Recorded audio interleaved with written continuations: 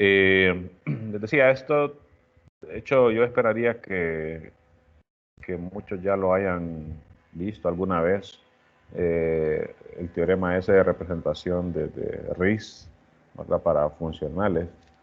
Eh, no necesariamente, ¿verdad? Pero digamos que se me haría más raro que nunca lo hubiesen escuchado a lo contrario.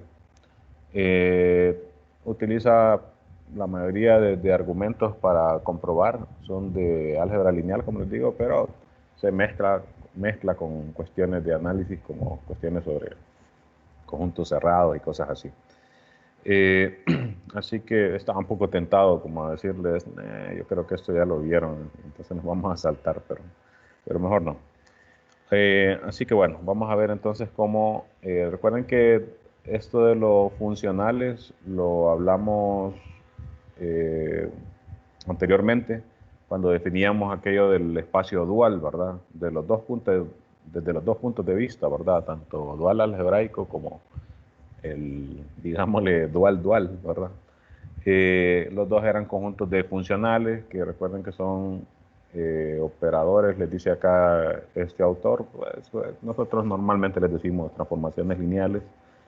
Eh, en el caso del dual algebraico, bueno, en ambos casos son transformaciones lineales cuyo rango, ¿verdad? O conjunto de llegadas son el campo en que se esté trabajando, ¿verdad? Ya sea, normalmente pues acá trabajamos reales o complejos, pero de hecho se puede generalizar a otros campos. Eh, y en el caso del dual, ahí se le agregaba, ¿verdad? La condición de que tenían que ser no solo funcionales, sino que acotadas. Entonces, acá lo que pasa es que este teorema de Riesz lo que me dice es que cualquier funcional de los del dual, o sea, los acotados, se pueden reescribir, ¿verdad? En términos de el producto interno del espacio, ¿verdad? Eh, Así como está planteado el teorema, si se fijan, pareciera que solo se ocupa que haya producto interno, ¿verdad? Que haya norma. Bueno, si hay producto interno, hay norma. Que haya producto interno. Pero algunos de los argumentos que se utilizan acá, por ejemplo, fíjense que aquí se manda esto es sobre este teoremita, o bueno, no recuerdo si es lema o qué, 2.710, que es uno de los anteriores, 334, algo anterior. Si recuerdan, en varios de esos resultados anteriores se ocupaba, ¿verdad? Era fundamental asumir que era de Hilbert el espacio, entonces si aparenta no requerirlo, ¿verdad? Aquí en el teorema, pues seguramente porque en alguno de estos, ¿verdad? Que se utilizan en la demostración, sí se ocupa la completitud, ¿verdad? Del espacio. Entonces, fíjense lo que dice, cualquier funcional, ¿verdad? En el dual se puede escribir como específicamente así. Noten que pues es bien fuerte, ¿verdad? Esto porque los funcionales pues son funciones, ¿verdad? Y entonces estamos diciendo que ese conjunto de funciones del espacio de Hilbert, que puede ser de cualquier forma, ¿verdad? O sea, con elementos tan abstractos como nos queramos imaginar. Y entonces que cualquier función que tenga como dominio a ese espacio y como codominio a los reales, digamos, o complejos, ¿verdad? Según el caso, entonces siempre se van a poder escribir así, como en términos de el producto interno. Imagínense que se pudiera decir eso para funciones de R en R. Entonces estaríamos diciendo que las funciones de R en R todas se podrían escribir, digamos, en términos de alguna cierta forma en particular. Entonces, es como que dijéramos, vaya, para no irnos tan a lo general, imagínense que funcionara con las funciones continuas, digamos, y que pudiéramos decir, ok, cualquier función continua la puede escribir como producto de tal cosa con tal cosa, ¿verdad? Pues sería como que súper fuerte, ¿verdad? Ese tipo de resultado, y pues es precisamente lo que estamos diciendo aquí, que eso se puede hacer en este ámbito que es bien general, ¿verdad? y a partir del producto interno. Noten que la función está definida de manera que la variable, ¿verdad? El vector X, ¿verdad? De H, está en la primera componente del producto interno y está multiplicado por un z, donde aquí nos dice específicamente pues, que el z depende del f. O sea que incluso podríamos ir más lejos y decir que esos funcionales están asociados directamente con un elemento, ¿verdad? Del espacio, ¿verdad? Que sería este z precisamente. Y además está determinado de forma única por f, ¿verdad? Este z, y su norma va a ser la misma de f, o sea que está bien relacionado el funcional con ese vector z de h, ¿verdad? Recuerden que este tipo de cosas, cuando uno las lee así, pues uno dice, ok, está bien fuerte, lo que dice el teorema de manera abstracta, ¿verdad? Pero recuerden que este tipo de cosas, la mayor utilidad es que incluso sirve para comprobar algunos o justificar algunas cuestiones que incluso pueden ser numéricas, ¿verdad? Este tipo de teoremas se utilizan bastante, por ejemplo, en temas de álgebra lineal numérica. Y entonces ahí como que le da más relevancia, ¿verdad? Al resultado en sí. Aparte de que es fuerte teóricamente, pues tiene bastante utilidad también para demostrar otros tipos de teoremas, ¿verdad? Ok, veamos entonces la prueba. Como es un funcional, podría ser cero, ¿verdad? La función constante cero, que a cualquier vector de h le asigna el número cero, ¿verdad? Entonces, si ese fuera el caso, entonces tomar z igual a cero funcionaría, ¿verdad? Porque el producto de x por cero siempre va a ser cero. Entonces, me daría que la función sería f de x igual a cero, o sea, para cualquier x valdría cero, la constante cero, ¿verdad? O sea, ese es como un caso trivial. Este tipo de cosas, fíjense que hay veces que a uno las pasa por alto, uno cuando está estudiante es bien común que deje por fuera este tipo de casos que son trivialones, pero que si uno no se fija, va escribiendo. Imagínense que de repente en algún momento, qué sé yo, dividamos entre, qué sé yo, la norma de z en alguna parte, entonces si z es igual a cero, ahí la prueba entonces no tendría sentido. Ese tipo de cosas siempre hay que tenerlas presentes, ¿verdad? Considerar los casos que son como trivialones y ver que en lo que uno está escribiendo como prueba, no estoy considerando ese. Y si lo estoy considerando, entonces dejar por aparte, ¿verdad? Ese caso trivial. Eh, Siempre hay que tomar en cuenta esas situaciones, ¿verdad? En cuestiones de espacios es considerar, ok, si el espacio fuera el espacio trivial cero o si fuera todo el espacio, esas son como las cosas comunes que se consideran como casos triviales, ¿verdad? Y en este caso, pues que estamos hablando de funciones, ¿qué pasaría si la función fuera la constante cero? Ah, bueno, entonces con este funciona, ¿no? Pero bueno, como es trivial ese caso, entonces, ¿qué pasaría si no? De hecho, solo déjenme ver qué pasaría si no se hubiera mencionado eso. ¿Será que se cae algo de esto? Bueno, aquí se está volviendo a utilizar, que es distinto de cero, o sea que muchas cosas no funcionarían ya aquí. Eh, Aquí hay algunas divisiones, fíjense, pero no está involucrado ese z, ¿verdad? O sea que por lo menos aquí no habría problema. Eh, o sea que, bueno, aquí en este caso sería más que todo porque se vuelve a utilizar el hecho aquí de que eh, la función sea distinta de cero, ¿verdad? Para argumentar algunas cosas acá. Bueno, entonces, si la función es distinta de cero, consideremos el kernel o núcleo, espacio nulo, pues según como ustedes se los hayan definido, ¿verdad? Que es el conjunto, acuérdense de los vectores en el dominio, tales que la imagen de esos vectores es cero, ¿verdad? Y eso es lo que llamamos kernel o núcleo o espacio nulo, ¿verdad? De la función f o de la transformación lineal f. Ya sabemos que ese es un subespacio y además es cerrado, que pues eso quizás no es tan conocido, pero está de hecho pues creo que lo pasamos por ahí, ¿verdad? Entonces para recordar, era el resultado de este 2.710.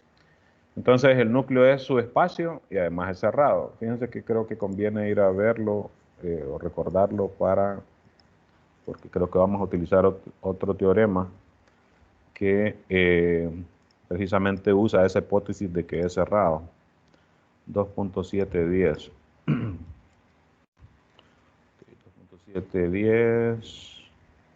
No, antes. Okay, aquí está.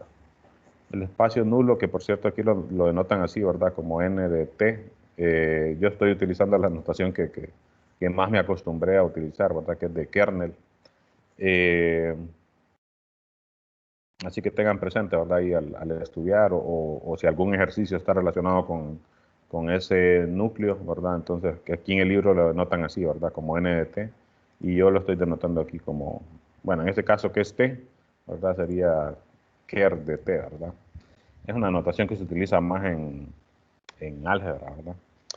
Pero bueno, entonces fíjense que ahí se prueba, ¿verdad? Eso de que es cerrado, ¿verdad? Entonces, que con eso, si la función es distinta de cero, entonces el núcleo no puede ser todo el espacio.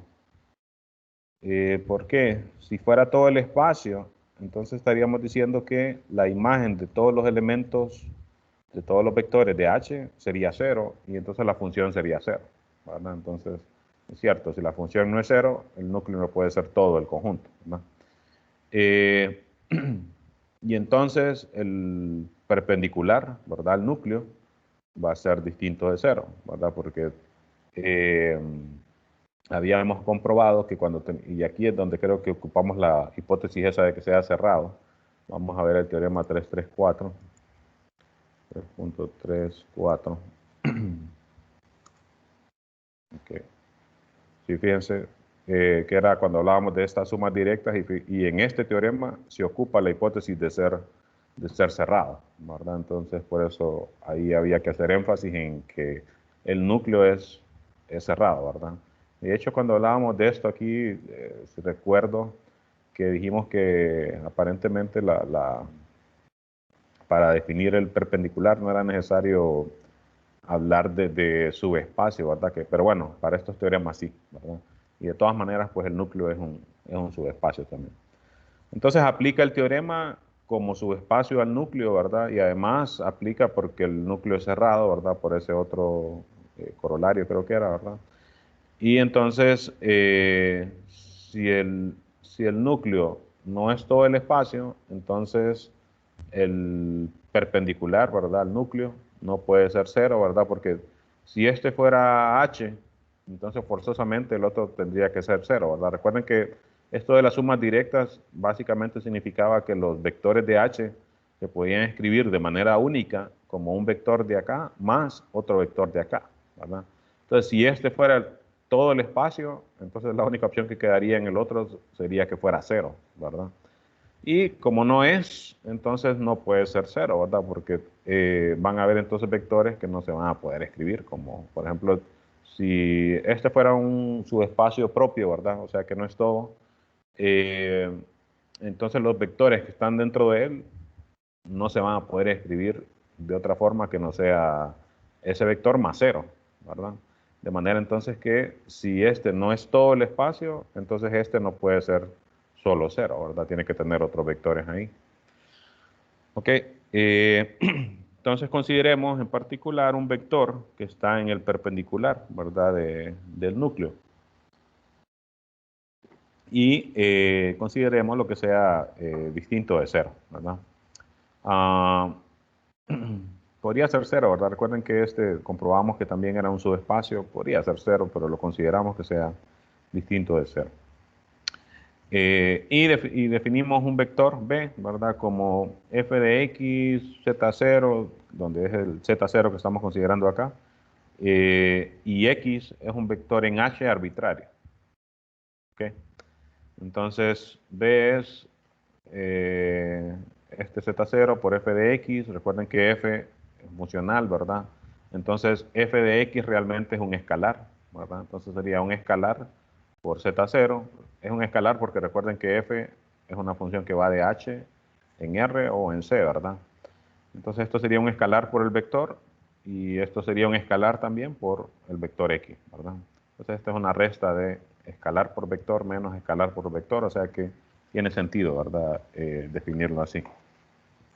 ¿Qué pasa con esta definición? Fíjense que si evaluamos la función f en b, ¿será necesario escribir? Yo creo que no. Si evaluamos f en b, pues sería evaluar f en esta resta, ¿verdad? Recuerden que f es un funcional, o sea que es una transformación lineal. De hecho, pues aquí se tiene que decir, ¿verdad? Pues según la definición que utilizó el autor, se tiene que decir que es lineal, ¿verdad? Pero hay otros autores que cuando dicen funcional es porque es lineal, pero no, aquí tenemos como hipótesis que es lineal, ¿verdad? Entonces, como es lineal, entonces si yo evalúo en la resta, yo puedo separar, ¿verdad? Esa resta sería f evaluado aquí menos f evaluado acá. Entonces, por la linealidad, este escalar f de x puede salir. Solo va a quedar f de z0. También por la linealidad, la resta se puede separar, ¿verdad? Y este escalar, pues también va a salir y me va a quedar f nada más de f de x, ¿verdad? Entonces fíjense que ahí solo se está utilizando la propiedad de que f es transformación lineal. Entonces fíjense que me quedó lo mismo, ¿verdad? F de x por f de z0 menos f de z0 por f de x, que como estos son escalares, entonces estos dos son iguales, ¿verdad? Y por tanto esto es 0, ¿verdad? Significa que la imagen de B bajo F es 0. O sea que B está en el núcleo, ¿verdad? Porque es el requisito para estar ahí, ¿verdad? ¿Qué más? Como Z0, dijimos que estaba en el perpendicular del núcleo. Entonces, Z0 es perpendicular a todos los vectores del núcleo. Y dijimos aquí que B está en el núcleo. Entonces, el producto interno de B con Z0, ¿verdad? Que está en el núcleo, tiene que ser 0, ¿verdad? Por definición de ortogonalidad. Ok, entonces tenemos que este vector B que definimos es ortogonal a este Z0, que fue un vector que tomamos distinto de 0, que tomamos en el perpendicular al núcleo, ¿verdad? Recuerden, porque ya cuando uno va argumentando así varias cosas, lo que queremos ver es que la función f se puede escribir así, ¿verdad? Y ese es nuestro objetivo. Y aquí estamos generando como de cierta forma, fíjense, una ecuación, ¿verdad? Que de alguna manera puede ser que podamos despejar para f de x, ¿verdad? Y poder decir, ok, f de x se puede escribir de tal manera, ¿verdad? Entonces fíjense, ¿qué es lo que pasa? Esto es 0 y esto también es 0, o sea que esto es igual a esto, ¿verdad? Recuerden que esto es un escalar. Imagínense que no fuera 0, de todas maneras, pues f de x es un escalar, esto es un escalar, esto es un escalar, esto es un escalar. Entonces, escalar igual al producto interno de dos vectores es un escalar también, entonces tiene sentido decir que son iguales, ¿verdad? Entonces, eso es lo que hacemos, ¿verdad? Igualar, como ambos son iguales a 0, pues los igualamos. Y además utilizamos, vamos a ver, de hecho aquí lo estamos igualando, el B sería, solo es sustituir todavía, porque tenemos que el producto interno de B con Z0 es 0, pero B es esta expresión que definimos acá, ¿verdad? Entonces, esto es 0 y sustituimos en vez de B esa expresión, ¿verdad? Desarrollamos el producto, ¿verdad? Distribuyendo la resta, recordando que f de x y f de z0 son escalares, entonces pueden salir, ¿verdad? Y como están en la primera componente, salen sin conjugado, ¿verdad? Al distribuir estos primeros me queda z0 por z0. Al distribuir estos dos me queda x con z0, ¿verdad? Que es este de aquí, y salen los escalares, ¿verdad? ¿Qué más? Noten otra vez, aquí de cierta forma lo que se está logrando es que se está obteniendo una ecuación, ¿verdad? En la que se puede despejar para f de x, ¿verdad? Esto es escalar, esto es escalar, esto es escalar, ¿verdad? Entonces podemos aquí dividir y ese tipo de cosas, ¿verdad? Y además, notemos que como escogimos ese z0 de manera que no fuera 0, entonces el producto de Z0 con Z0 es distinto de 0, ¿verdad? Es la norma que es distinta de 0 si el vector es distinto de 0. Y entonces sí podemos despejar, ¿verdad? Podemos poner tenemos esta resta igual a 0, despejamos para f de x, ¿verdad? Pasamos esto a sumar y este producto interno a dividir, ¿verdad? Que es este de acá. Eh, y entonces no hay problema con dividir acá porque es distinto de 0. Y noten, como les digo, lo que tenemos una especie de fórmula aquí, ¿verdad? Para f de x, que si notamos, a lo que queremos llegar es que f de x es producto de x con z. Tenemos producto de un escalar por x por otro vector. Entonces lo que hacemos es redefinir, meter esos escalares, ¿verdad? O aquí es donde quizás el producto interno no es tan intuitivo, ¿verdad? Porque uno, incluso por la notación, como parece que es una pareja ordenada, ¿verdad? Entonces uno quizás lo asocia con multiplicar un escalar por un vector, ¿verdad? Y entonces uno quisiera el escalar ponerlo por x y multiplicarlo por el otro, ¿verdad? Pero no, sabemos que por las propiedades del producto interno, los escalares salen individualmente de cada componente, ¿verdad? Entonces aquí uno decide, como yo quiero que me quede x por z, entonces el escalar lo metemos a la segunda componente, ¿verdad? Y redefinimos, le llamamos z, ¿verdad? A lo que me quede ahí. Noten que el producto interno de Z0 con Z0, independientemente de que estemos trabajando con reales o complejos, esto siempre va a ser real, ¿verdad? Que es la norma de Z0 al cuadrado. F de Z0, este sí podría ser que sea complejo, ¿verdad? Si estamos trabajando con complejos. Entonces, al meterlo, ¿verdad? En la segunda componente, tomaríamos el conjugado, ¿verdad? Como les digo, al denominador, pues no es necesario porque es real siempre, entonces solo se le ponemos al numerador. Y entonces esta expresión, bueno, aquí la volví a escribir, esta expresión se vuelve esta de acá, ¿verdad? Metiendo el escalar a la segunda componente.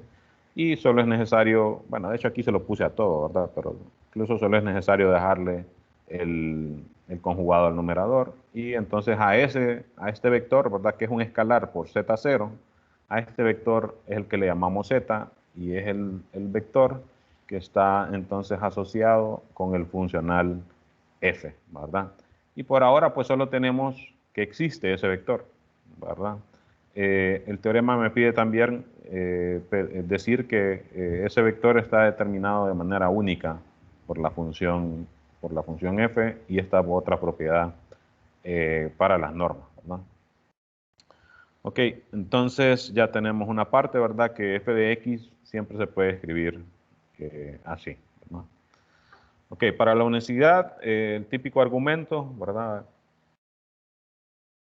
Suponemos que hay dos valores, z1 y z2, para los cuales la función, ¿verdad? Se puede escribir como, pues, de las dos maneras distintas, ¿verdad?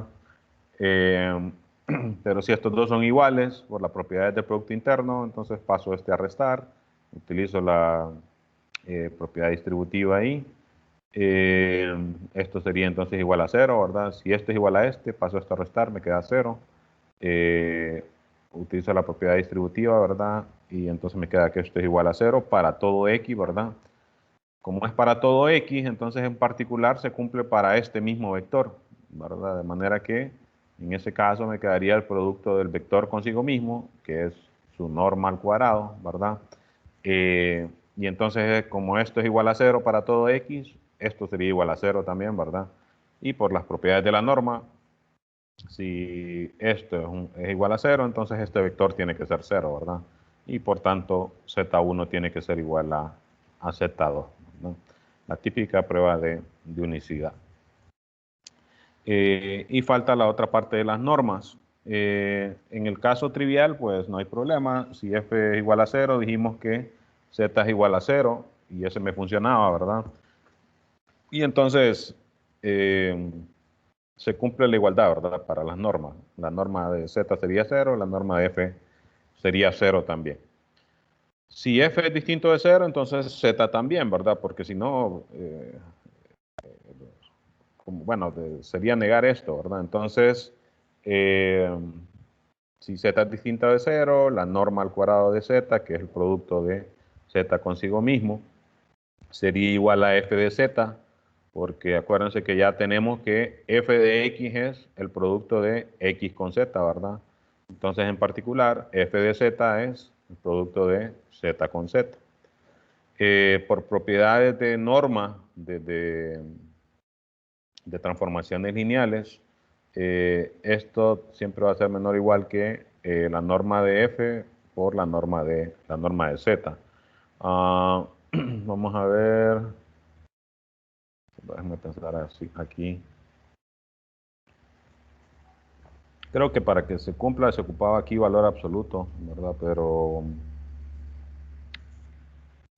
si se cumple con valor absoluto, pues se dan las dos opciones, ¿verdad? Y solo estaríamos tomando una de ellas, nada más. Solo para asegurar ahí, ¿dónde estaba esto? Fue donde hablamos de funcionales por primera vez, de los duales y eso. Entonces era aquí al final del capítulo 2, ¿verdad? Parece. Entonces, solo déjenme ver si lo hallo rápido, si no, pues por aquí debe estar.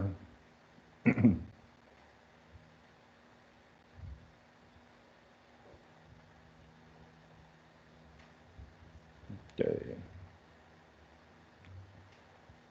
No, ya aquí ya me fue muy adelante. Pero sí, aquí de hecho se utiliza, ¿verdad?, esa misma propiedad y es con valor absoluto o con módulo. Pero si se ponen a pensar, si se cumple con valor absoluto, se cumple sin valor absoluto también, ¿verdad? Porque sería una desigualdad de esas que tienen dos partes, ¿verdad? Menor o igual que y mayor o igual que el opuesto, ¿verdad? Entonces se está utilizando ahí esa propiedad de la norma de una transformación lineal, en realidad, como les digo, iría con valor absoluto, pero caso particular, sin valor absoluto. Y entonces esto es menor o igual que la norma de f por la norma de z. Entonces tenemos que la norma de z al cuadrado es menor o igual que la norma de f por la norma de z. Dividiendo entre la norma de z, entonces me queda que la norma de z es menor o igual que la norma de f. O sea, una de las dos desigualdades que ocupo para ver esta igualdad. Y para la otra, por la de Cauchy-Schwarz, sabemos que el valor absoluto o módulo, ¿verdad?, según el caso, de f de x es, bueno, de acá para acá solo es definición, ¿verdad?, que f de x es el producto de x con z. Y ya aquí entonces sí utilizamos Cauchy-Schwarz, ¿verdad? Esto es menor o igual que la norma de x por la norma de z. Y entonces, recuerden que habían varias formas de visualizar o de escribir la norma de una transformación lineal, ¿verdad?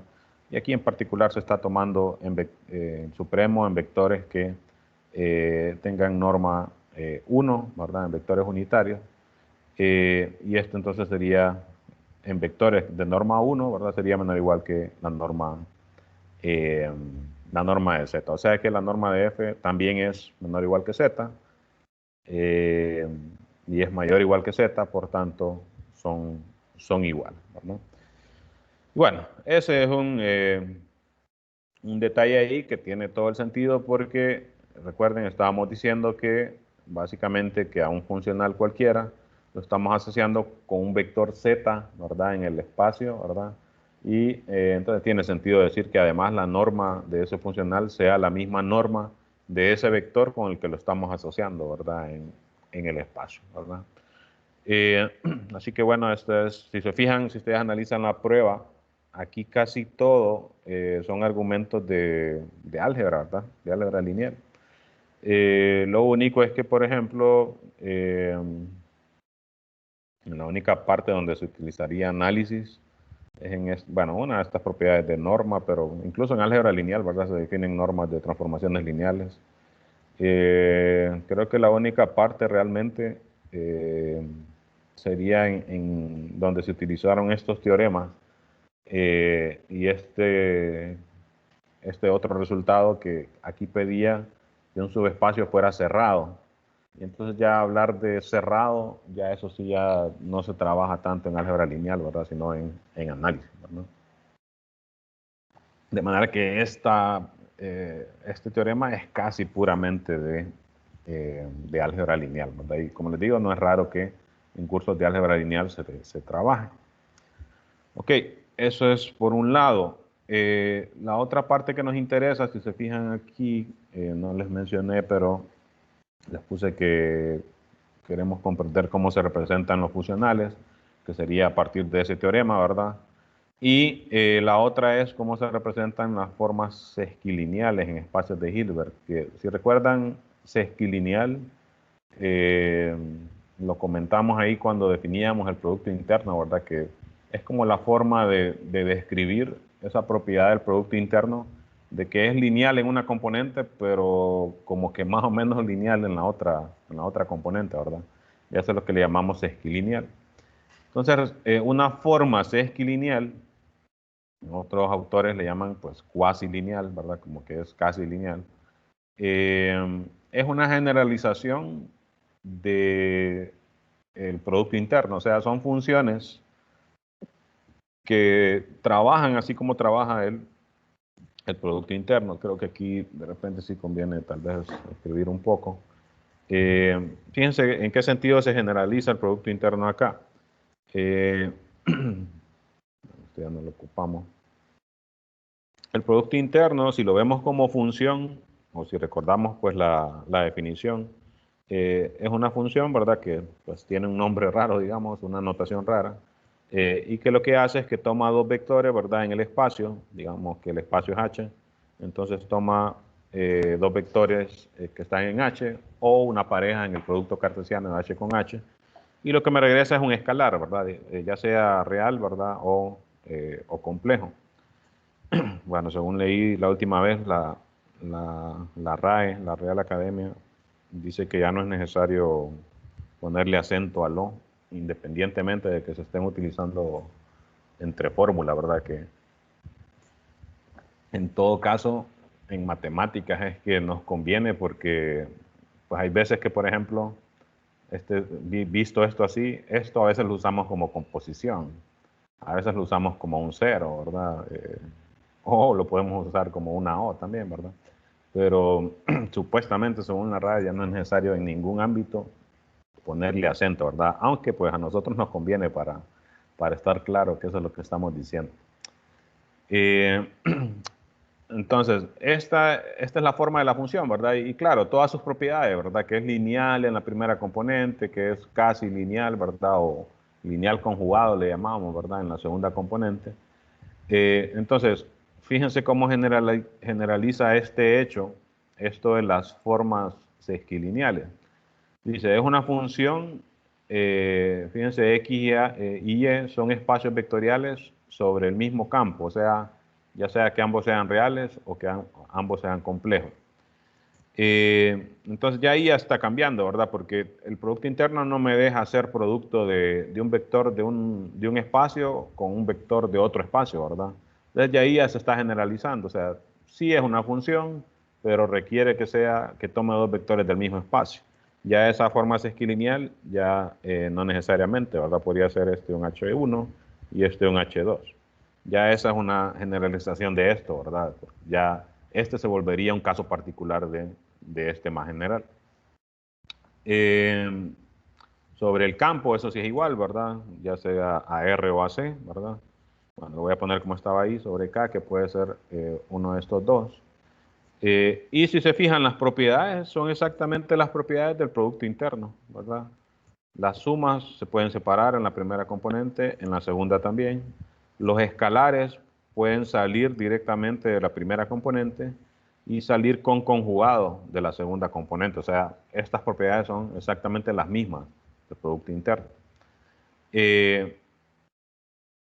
Y noten que, de hecho, en álgebra lineal también, cuando se trabaja estrictamente en R, este conjugado pues sería el mismo, entonces la función sería lineal en ambas componentes, ¿verdad? Y a eso en álgebra lineal pues se le llama forma bilineal, ¿verdad? Entonces, esto que estamos definiendo aquí es casi como una forma bilineal, excepto por el detalle este del conjugado, ¿verdad? En la segunda componente, ¿verdad? Y noten que al compararla con el producto interno pues sería una de esas formas esquilineales en el caso particular de que H1 sea igual a H2, ¿verdad? Entonces, básicamente la generalización es en este aspecto, ¿verdad? Que se están considerando que se puedan operar dos vectores que sean de distintos espacios, ¿verdad? Ok, pues esa es la definición de una forma sesquilineal. Y entonces, fíjense, bueno, antes de seguir, bueno, ya que iba a decir eso, pues voy a seguir con la línea. Fíjense, lo que pasa es que nosotros ahorita comprobamos que cualquier funcional se puede reescribir, ¿verdad?, en términos del producto interno.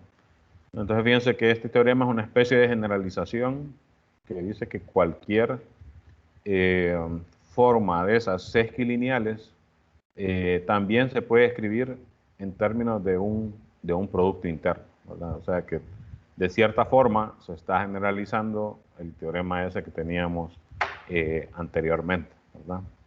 Pero bueno, antes de ir a ver eso, se dice que una forma de esa, ¿verdad?, sesquilineal es acotada. Si existe una constante, esta C, ¿verdad? Eh, aquí tendría que ser real, ¿verdad?, para que tenga sentido. Porque, a ver, este sería un módulo que es real, ¿verdad? Normas que es reales, entonces el C tiene que ser real, ¿verdad? Para que esto tiene sentido. Entonces existe este real, ¿verdad? Tal que valores absolutos o módulos, ¿verdad? De las imágenes de la función sean menores o iguales que este producto, ¿verdad? Y a partir de esto, si recuerdan, cuando se hacía esto para transformaciones lineales, o sea, esto viene siendo una especie también de generalización de cómo se definen las transformaciones lineales acotadas, ¿verdad? Que era cuando existía una constante que satisfacía una propiedad similar a esto, ¿verdad? Solo que solo había una variable, no estaba esta y, entonces no estaba esta norma y aquí. Entonces se está como que generalizando de manera natural. Y si recuerdan, ahí mismo entonces se definía la norma de una transformación lineal tomando el supremo de las constantes que satisfacen esto, ¿verdad? Eh, que pues si observan es esa misma expresión que se utilizaba como norma para transformaciones lineales, ¿verdad? Y que también es equivalente, igual que allá, era equivalente a tomarla solo en vectores unitarios, ¿verdad? Solo al numerador y hacer el supremo sobre esos vectores unitarios. Y pues aquí también esto se va a mantener esa igualdad, ¿no? Y a esto entonces le vamos a llamar norma de la forma esa sesquilineal, ¿no? Además, otra cosa que también como que se arrastra de allá o como que se cumple de manera similar como se cumple allá, se da esta desigualdad, ¿verdad? Que es una, eh, normalmente he escuchado yo o he leído por ahí que se le llama como desigualdad de compatibilidad, ¿verdad? De la norma con la función. Que es, nuevamente, si uno quita la y acá, quita la y acá, entonces esta misma propiedad es la que de hecho utilizamos hace poco en la demostración anterior, ¿no? Entonces, definimos forma sesquilineal, que es casi una forma bilineal, ¿verdad? Excepto por el detalle este de aquí. Eh, y entonces, de forma similar a como se hace con las transformaciones lineales, se define cómo calcular su norma a partir de cómo se define que sean acotadas, ¿verdad? Esas transformaciones. Ok, entonces veamos la generalización desde cierto punto de vista, ¿verdad?, del teorema anterior. Tenemos dos espacios de Hilbert, tenemos una forma sesquilineal H, ¿verdad? Y entonces, fíjense, estamos diciendo que H siempre se puede representar como H de XY igual al producto interno de, ya vamos a ver esto, S, que ondas con ella, el producto interno de S de X por Y. Aquí me dice un poco, ¿verdad? S es una transformación lineal acotada, ¿verdad? Y está determinada de manera única por H. Fíjense cómo cambia, ¿verdad? En el teorema anterior, pues era un funcional, ¿verdad? El que estábamos representando. Estaba asociado directamente con un vector en el espacio, ¿verdad? Y ese vector se obtenía de manera única a partir de F. Acá estamos representando una forma sesquilineal y en vez del z que teníamos en el teorema anterior, ¿verdad? Que era el vector único asociado, lo asociado ahora es una transformación lineal y acotada. Si de repente a uno le ponen, así como en matemáticas discretas, si recuerdan, a veces le decían a uno, considere tal proposición y dígame cuál es la negación, por ejemplo. Era un ejercicio clásico allá, ¿verdad? Entonces, de manera similar, se podría plantear un ejercicio como, considere esta proposición, generalícemela, hágamela más general.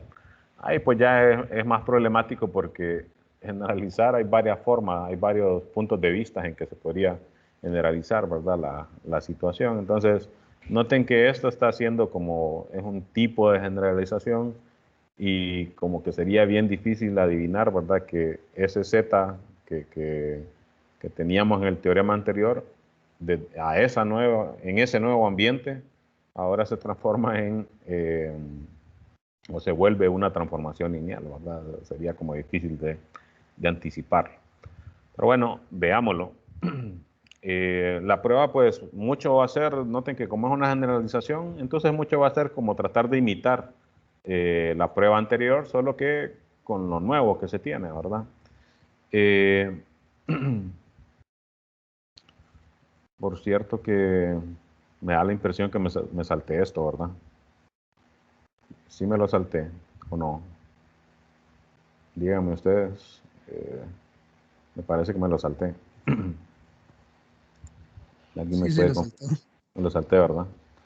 Bueno, pero fíjense que de todas maneras es bien sencillito esto. Lo que pasa es que este lema se utiliza como 2 veces en la demostración esta que vamos a ver ahorita. Entonces, por lo menos solo veámoslo. Y fíjense que la demostración pues solo es un detallito como para no estarlo escribiendo varias veces allá en la otra demostración, ¿verdad? Fíjense lo que dice, si este por este es igual, si B1 por W es igual a B2 por W, pero para todo W en un espacio, ¿verdad? Entonces B1 tiene que ser igual a B2. De repente uno incluso quizás ya como quedaba por hecho esto, ¿verdad? Y en un caso particular, si B1 por W es 0 para todo W, entonces B1 tiene que ser 0, ¿verdad? Como digo, quizás estas cosas, yo no sé si ya estaban, por lo menos alguna parte de ella, yo no sé si ya estaba comprobado anteriormente, pero fíjense que es sencillo, ¿verdad?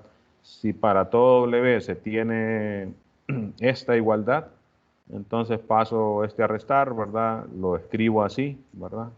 Y tendría entonces que esto es igual a 0. Como es para todo W, entonces en particular, de hecho ahorita argumentamos algo similar, ¿verdad? En particular se cumpliría para el mismo B1 menos B2. Y entonces tendríamos que la norma de ese vector al cuadrado es 0 y por tanto este vector tiene que ser 0, ¿verdad? Fue el mismo argumento que utilizamos aquí para la unicidad, ¿verdad? Esto de acá.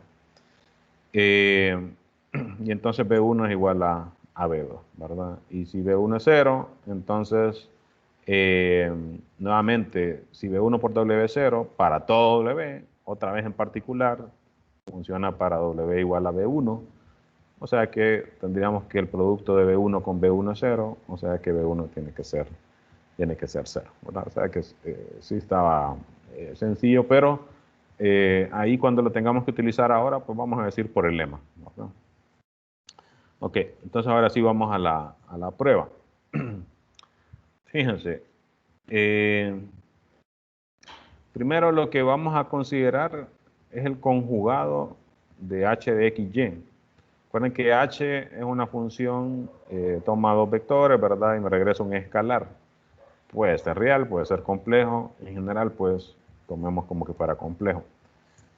Entonces, esta otra expresión, de hecho aquí, por lo menos en esta primera línea, la notación acá solo sería considerar así como acá, el conjugado de h. O sea, tomar la función, ¿verdad? Evaluarla, si uno tuviera en particular la fórmula, y al resultado sacarle el conjugado, ¿verdad? Notamos que si consideramos el conjugado, ¿verdad?, de la función, entonces se va a intercambiar el papel de la linealidad, que originalmente, por definición, ¿verdad?, h es lineal en la primera componente y lineal conjugada en la segunda componente. Pero si yo le tomo el conjugado, ¿verdad?, a eso, entonces ahora va a ser al revés, ¿verdad? Va a ser lineal en la segunda componente y lineal conjugado en la primera componente, ¿verdad? Es como que se va a intercambiar, ¿verdad? Estas propiedades, ¿verdad? Entonces, consideramos eso, ¿verdad? Consideramos el conjugado de la función y entonces observamos que se va a dar ese comportamiento, ¿verdad? Que ahora va a ser lineal en la segunda componente, o sea, en y, ¿verdad?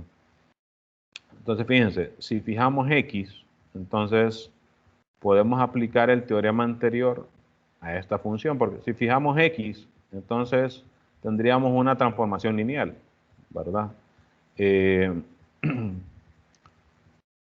Porque, como les digo, estamos diciendo ahora que es lineal en y, ¿verdad? Y entonces, si yo agarro un x en particular y dejo que y varíe, entonces lo que tendría sería una función que ya solo depende de y es lineal en y, ¿verdad? Entonces, a esa función, ¿verdad?, que es lineal y además sería un funcional, ¿verdad?, porque esto me regresa escalares.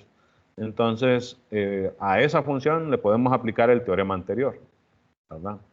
Con el teorema anterior, entonces obtendríamos una representación, ¿verdad? Obtendríamos un z, ¿verdad? De tal manera que la función entonces se puede escribir, solo que la conjugada, ¿verdad?, como producto de y con z, ¿verdad? Y si tomamos conjugado aquí, ¿verdad?, a ambos lados, entonces tendríamos que h de xy, por las propiedades del producto interno, ¿verdad?, que no era conmutativo, ¿verdad?, era casi conmutativo también. Entonces, el conjugado de esto va a ser escribirlo al revés, ¿verdad? O sea, de acá para acá es como tomar conjugado a ambos lados, ¿verdad? Entonces, por el teorema anterior, esta z que está en H2, ¿verdad?, es única. Lo único es que aquí dijimos, vamos a fijar x.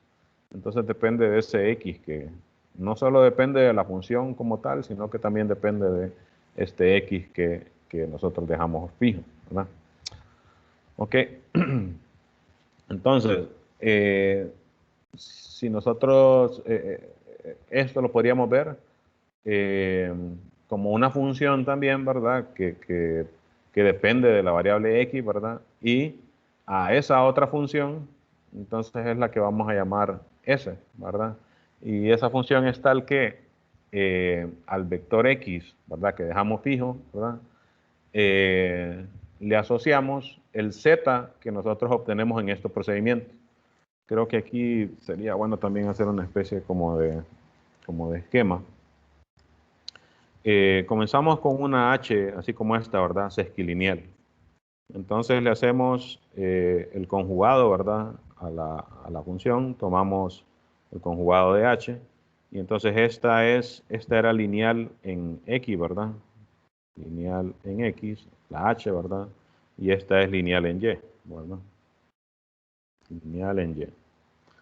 Entonces, al verla como transformación lineal, le aplicamos el teorema de representación visto anteriormente, ¿verdad? Y obtenemos una representación, algo así, ¿verdad? H conjugado de XY igual a el producto de Z con Y, fue el que dijimos, ¿verdad?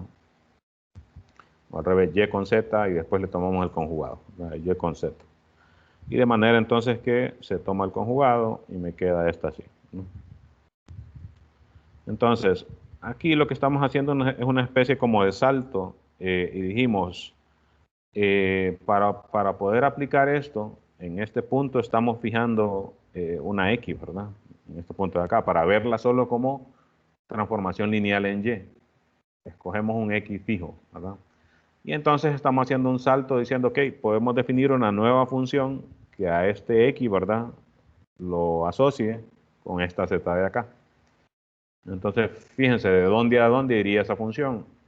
Esta x, dijimos, es la primera componente, ¿verdad? La estamos fijando. Entonces, esa función tomaría vectores en H1 y lo que me regresaría es este z, que era esta segunda componente de acá. O sea, me regresaría un vector, ¿verdad? En H2, ¿verdad? El z estaría en H2 acá. Y entonces a esa función que a x lo asocia con z es la que le estamos llamando S ahora, ¿verdad? Y eso es lo que estamos diciendo aquí, ¿verdad? Con esto entonces podemos definir una nueva función, ¿verdad? Que va a ir de H1 en H2, tal que al X, ¿verdad? Le asocia el Z, ¿verdad? Esto de repente hubiera sido más conveniente escribirlo al revés. S de X igual a Z, pero bueno, es una igualdad. Eh, pero así hay muchas cosas que, especialmente relacionadas con funciones, que se ven mejor así, ¿verdad? Como con diagramas de flecha, ¿verdad? Y entonces, lo que estamos haciendo es esto, ¿verdad? El X que se fijó acá, como ese es arbitrario, ¿verdad? Si yo escojo otro, este Z va a ser otro, ¿verdad? Entonces noten que ahí se genera un comportamiento así como de función, ¿verdad? El Z que me regresa acá, no solo depende de la función, sino que del X que yo dejé fijado originalmente, ¿verdad? Y entonces a esa especie como de salto que hacemos ahí es a la que le llamamos S, ¿verdad? Pero por ahora pues solo sabemos que es una función, y fíjense que sería función porque el teorema ese de representación anterior me decía que esta z era única, ¿verdad? Entonces a cada x le va a corresponder un único z de esto, ¿verdad? Entonces va a ser una función. Pero no sabemos si es lineal. Entonces eso es lo que verificamos ahora, que es una transformación lineal. Entonces fíjense, para ello, para ver qué es lineal, primero sustituimos, ¿verdad? Que estamos escribiendo z como s de x. Recuerden que esta es la notación de transformaciones lineales, ¿verdad? Esto, por ejemplo, en una clase de análisis nada más y que no estuviera así tan involucrado con álgebra, le pondríamos paréntesis aquí, ¿verdad? Paréntesis aquí, ¿verdad? Para decir s de x, ¿verdad? Pero pues en álgebra lineal, cuando son transformaciones lineales, pues se acostumbra a ponerlo como multiplicación por la cuestión aquella de asociarlo con matrices, ¿verdad? Y tiene sentido. Lo único es que, por ejemplo, ya si se generaliza, pues puede ser que no tenga tan sentido escribirlo así. Pero bueno, es como, de cierta forma es como un abuso de notación que es conveniente porque no tengo que estar escribiendo los paréntesis, ¿verdad? Pero bueno, solo tengan en mente que esto representa la función. Esa es una función y se está evaluando en x, ¿verdad? S de x. Ok, entonces, en vez de z en la representación anterior, podemos escribir s de x, ¿verdad? Y h de x y, entonces sería s de x por z, en vez de z por y. S de x por y, perdón, en vez de z por y. Entonces, observamos que para cualquier y en H2, ¿verdad? Ocurre lo siguiente. Si evaluamos S, o el producto interno, ¿verdad? Fíjense que es S evaluada en una combinación lineal. Para ver qué obtenemos sobre eso, queriendo ver si se da la linealidad de S, ¿verdad? Entonces, lo que hacemos es una especie de combinación con la linealidad del producto interno, ¿verdad? Entonces, fíjense, esto de acá, esto sería por esta igualdad de aquí, S evaluada en un vector, coma y, ¿verdad? O producto con y, S evaluada en un vector, producto con y, es h de x, y. O sea que esto sería h del vector que tenemos ahí por y, o coma y, ¿verdad? Ya se me fue el tiempo, pero voy a tomarme unos minutos más para terminar y no estar ahí con esa necesidad de hacer un videito extra ahí para completar. Y de todas maneras aquí ya estamos como que a la mitad, digamos, del argumento. Ok, entonces, ¿qué pasa? Pero si tienen alguna clase o algo, pues no hay problema con que se vayan, ¿verdad? Ahora volvemos a utilizar, ¿verdad? H, ¿verdad? Es una forma sesquilineal, entonces es lineal, ¿verdad? En la primera componente. Utilizamos esa linealidad, se pueden separar las sumas, se pueden sacar los escalares, ¿verdad? Que es lo que se hizo acá. Y se vuelve a utilizar el hecho de que se tiene esta igualdad, ¿verdad? H de XY igual a esto, ¿verdad? Solo que acá con X1 y acá con X2, ¿verdad? Y otra vez, fíjense que es un juego ahí de utilizar la linealidad de una cosa, la linealidad de otra, ¿verdad? Y entonces ahora se vuelve a utilizar la linealidad del producto interno, ¿verdad? Entonces, fíjense que aquí se utiliza ese lema que me había saltado ahorita, ¿verdad? Pues tenemos que esto por y es igual a esto por y, ¿verdad? Para todo y. Ah, entonces significa que este vector tiene que ser igual a este vector, ¿verdad? Que era lo que dijimos acá del lema, ¿verdad? Si esto por W es igual a esto por W, para todo W, entonces este es igual a este, ¿verdad? Entonces ese mismo argumento estamos utilizando aquí. Y entonces fíjense que eso me da la linealidad de ese, ¿verdad? Porque tendría que este, ¿verdad? Es igual a este de acá, ¿verdad? Que es lo que volvimos a escribir acá. Por tanto, ese es lineal, ¿verdad? Entonces eso es parte de lo que se quería, ¿verdad? No solo ver que existía esa función S de H1 en H2, sino que es lineal. Ahora, pues a ver qué es acotada y qué es única y esta propiedad de la norma, ¿no? Entonces, veamos qué es acotada. La norma de H, pues por la definición que teníamos ahí, ¿verdad? Era este supremo, ¿verdad? Así se definió la norma de estas formas esquilineales. Entonces aquí fíjense, de acá para acá solo es sustituir, ¿verdad? Que otra vez utilizando esta igualdad que obtuvimos acá, ¿verdad? Que h de x y se puede escribir así. Y acá fíjense, S va de H1 en H2. La imagen de S, entonces, por mucho va a ser todo H2, ¿verdad? Pero en general va a ser un subconjunto de H2. Entonces, fíjense la comparación que se está haciendo acá. Este supremo va a ser menor o igual que este supremo, porque estas S de X solo están siendo consideradas en estas S de X solo están siendo consideradas las imágenes de S, ¿verdad? Que como les digo, podría ser que fuera todo H2, entonces realmente esto sería una igualdad. Pero si no, ¿verdad? Si es un subconjunto propio, entonces se pueden quedar algunos por fuera, ¿verdad? De manera entonces que el supremo se va a considerar un conjunto que está contenido en otro, entonces va a ser más pequeño, ¿verdad? De manera que eso justifica esta desigualdad. Quizás sería más conveniente escribirla al revés, ¿verdad? Que esto es menor o igual que esto a partir de esta contenencia, ¿verdad? Entonces se está considerando solo en las y, ¿verdad?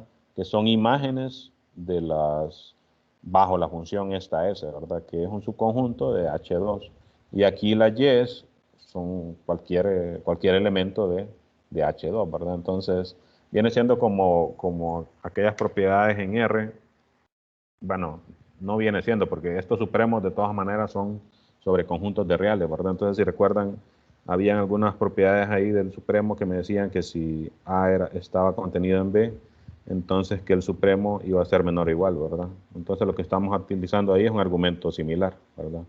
Con A y B, esta imagen y H2, ¿verdad? Ok, bueno, de repente no sería A y B esos dos, sino que A y B el conjunto de todos estos y el conjunto de todos estos, ¿verdad? Y viendo que algunos de ellos están quedando por fuera ahí, ¿verdad? Ok, siguiente. Ahora se trabaja entonces con esta de acá, ¿verdad? Entonces, fíjense, este supremo de acá sería igual a este otro porque este módulo o valor absoluto del producto del vector consigo mismo, esto es la norma al cuadrado, ¿verdad? Del vector Sx. Como es una norma, pues este valor absoluto o módulo, pues no está haciendo nada ahí, ¿verdad? Entonces aquí arriba tendría la norma de Sx al cuadrado. Se cancelaría entonces con esta de aquí y solo me quedaría la norma de Sx entre esta x, norma x que tenemos acá. Y esto de acá, si recuerdan, pues era precisamente la definición de norma de una transformación lineal, ¿verdad? El supremo de los x distintos ceros de esta división, ¿verdad? Y esta es la norma de S. Entonces lo que se obtuvo es que la norma de H, porque esto era lo del lado derecho de acá, ¿verdad? Entonces al final llegamos que esto es igual a la norma de S. Entonces tendríamos que la norma de S es menor o igual que esta que es la norma de H, ¿verdad? que es lo que concluimos aquí. La norma de S menor o igual que la norma de H. Y para la otra, fíjense cómo se está imitando la demostración anterior, ¿verdad? Para la otra utilizamos la desigualdad de Cauchy-Schwarz. Entonces, solo para ser enfático ahí, ahí estamos imitando. ¿Dónde fue que hicimos eso? Aquí, ¿verdad? Acá. Para esta parte, pues fue argumentos pues, allá el Supremo, ¿verdad? Pero es una cuestión de cuadrar desigual. Y para esta otra dijimos, aquí sale por la desigualdad de Cauchy-Schwarz. Fíjense cómo se está de cierta forma, solo que pues tal vez no tan idénticamente, porque este argumento no se hizo allá, ¿verdad? Pero se está queriendo como de alguna manera imitar lo que se hizo en el caso aquel que era más simple, ¿verdad? Que es una generalización, como les decía, ¿verdad? Entonces acá fíjense, otra vez por la desigualdad de Cauchy-Schwarz, entonces este módulo de este producto es menor o igual que el producto de las normas, ¿verdad? Y esto es la definición de la norma de la norma de S también, porque aquí se cancela la norma de Y y me queda otra vez esto de acá, ¿verdad? Similar. Entonces tendríamos que norma de H es menor o igual que norma de S y también mayor o igual que. Por tanto, pues son iguales, ¿verdad? Vamos a ver.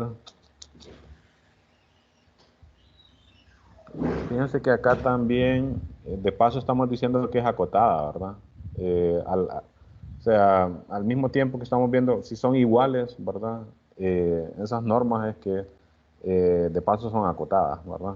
Nos estamos diciendo que la norma S es, perdón, quería decir,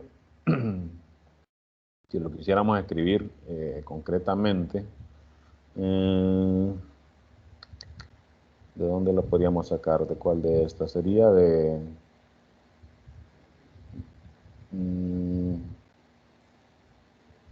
creo que esta de acá la podríamos sacar. Porque para decir que S es acotada, era comprobar aquella, ¿verdad? Que existía una constante, ¿verdad? Tal que la norma de S era menor o igual que la constante por la norma del X, ¿verdad? Y en el lado izquierdo aquí más bien sería de S de X, ¿no? De S de X. Entonces, me parece que de esta misma de acá podríamos, si lo quisiéramos escribir concretamente, pero al comprobar que estas dos normas son iguales, ¿verdad? Si le evaluamos en X, tendríamos siempre la igualdad.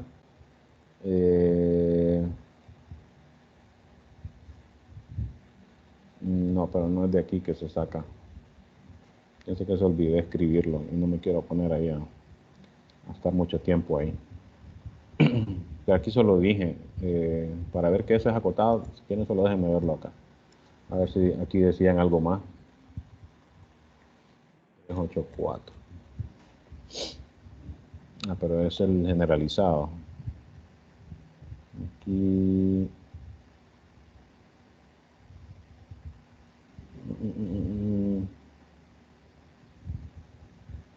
Sí, fíjense que directamente de acá, ¿verdad? Al decir que la norma de S es menor o igual que la norma de H. Y esto prueba, dice que es acotado. Pero si no la quisiera escribir concretamente, creo que solo es tomar el caso particular, ¿verdad? Si este supremo es esto, entonces en particular, ¿verdad? Para un caso,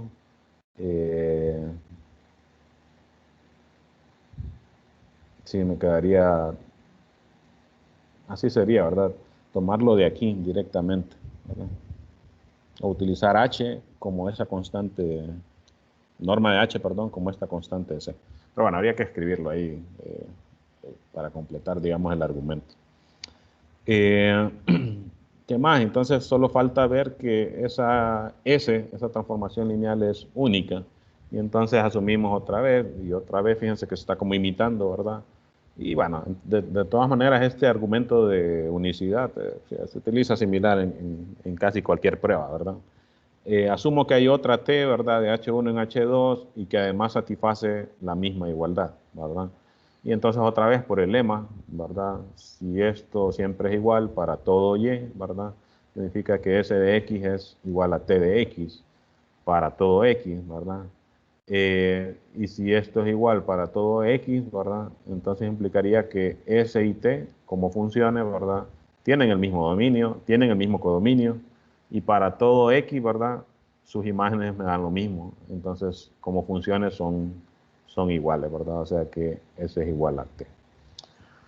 Ok, entonces fíjense que de verdad esto se puede ver como una generalización del teorema anterior desde cierto punto de vista, ¿verdad? Como les digo, podría ser que alguien diga, no, pero yo veo la generalización del teorema anterior de esta otra manera, ¿verdad? Podría ser, pero desde cierto punto de vista, pues esto es una generalización del teorema anterior. Y de hecho, pues uno podría pensar, aquí se generalizó para funciones que son como, digamos, entre comillas, casi como bilineales, ¿verdad? ¿Será que se puede generalizar a funciones con 3 componentes o con más componentes? Ese sería otro punto de vista, por ejemplo, ¿verdad? A eso como es lo que me refiero con que desde cierto punto de vista es una generalización, ¿verdad? Y bueno, de esta sección 3.8 les dejo ahí para que ya vayan, bueno, pues si ya terminaron lo anterior, para que puedan ir adelantando, ¿verdad? Recuerden que esto ya sería para la siguiente tarea, ¿verdad? Para la tarea 4, ¿no? Bueno, nos pasamos entonces un poco como, bueno, empecé un poquito tarde, ¿verdad? Nos pasamos como 8 minutos.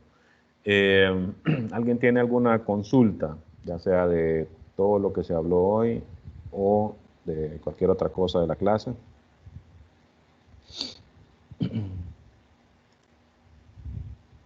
¿Vamos todo bien? Bueno, pues entonces nos quedamos aquí por hoy. Ahí solo siempre pendientes, ¿verdad? Pendientes a que el martes vamos a prueba y hay que presentar esa tarea. Y pues recuerden el domingo, aunque ustedes digan que nada, a mí no me interesa la política, que no sé qué. Imagínense que yo les diga, bueno, vamos a mover la prueba para mañana, la que es para el martes. Entonces van a haber unos que van a decir, está bueno, otros van a decir, no. La mayoría creo que diría que no, ¿verdad? Pero no creo que haya alguien que no le importe, ¿verdad? Entonces, más o menos eso es lo que pasa en esas votaciones. Uno dice, nah, a mí no me importa eso. Entonces, de ahí el problema es que uno no se puede quejar, ¿verdad? Si uno no participa en esas cosas. Y uno dice, nah, es que hacen fraude al final. La ventaja de ir a votar es que entre más gente vote, pues más se tienen que exponer los que hacen trampa, ¿verdad? Entonces es más difícil que lo hagan. Así que pues yo les recomiendo, independientemente de cuál sea su postura, yo les recomiendo que traten de participar. Y bueno, nos quedamos entonces ahora sí. Nos veremos entonces pronto. Saludos a todos. Pero, Joni.